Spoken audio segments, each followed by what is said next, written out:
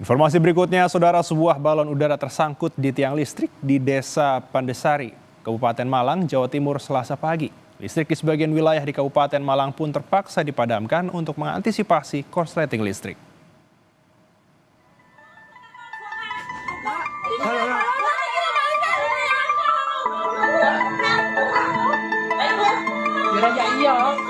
Sebuah balon udara tersangkut di tiang listrik di Desa Pandesari, Kabupaten Malang, Jawa Timur, Selasa pagi. Insiden ini membuat warga panik. Saat tersangkut, api dalam balon udara masih menyala dan membakar balon dan tersangkut jaringan kabel listrik. Polisi menyatakan masih mencari pelaku yang menerbangkan balon udara tersebut. Kita kemudian lakukan pelacakan, ini arahnya dari mana. Saat ini masih tahap penyelidikan. Apakah balon tersebut diproduksi dari wilayah Batu atau bukan, karena ini terus terang masuk ke wilayah Batu baru pertama kali di wilayah hukumnya Polres Batu.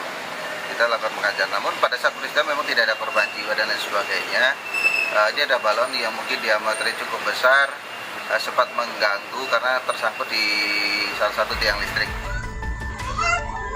Tidak ada korban akibat peristiwa ini, tapi aliran listrik di sebagian wilayah Songgoriti, Kota Batu, dan Pujon, Kabupaten Malang sempat padam.